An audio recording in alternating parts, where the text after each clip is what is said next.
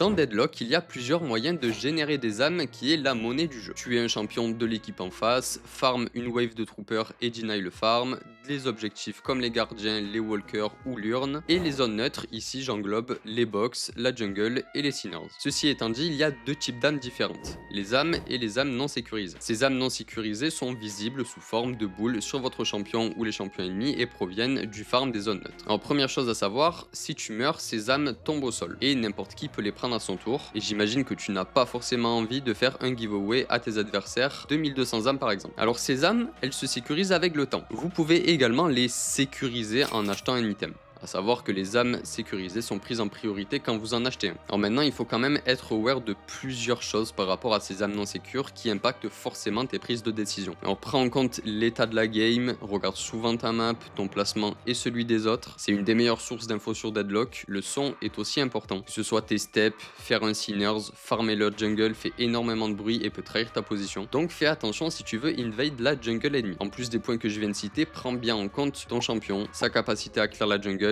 et à s'escape facilement. Le tout c'est vraiment d'éviter de mourir bêtement avec beaucoup d'âmes non sécures dans la jungle adverse. Pareil si t'es en train d'AFK farm ta jungle et que l'équipe d'en face connaît ta position pour X raisons. N'oublie pas que dans Deadlock il y a un chat vocal, donc les infos peuvent fuser et tu peux rapidement te retrouver dans une mauvaise situation et donc perdre des âmes non sécurisées, mourir, donner un timing de mid-boss, etc. Fais attention aussi à ta gestion du 1v1 en side lane, si tu as beaucoup d'âmes non sécurisées mais aussi au teamfight. Perso je préfère perdre 3 secondes sur ma rota, passer un shop pour sécuriser le max d'âmes possible, plutôt que de mourir dans un teamfight et donner la possibilité à l'équipe d'en face de prendre un lead encore plus gros si le teamfight est perdu. Mourir dans Deadlock c'est chiant pour plein de raisons, mais c'est encore plus frustrant quand tu as beaucoup d'âmes non sécures sur toi. Donc essaye de les gérer au mieux pour éviter les mauvaises surprises.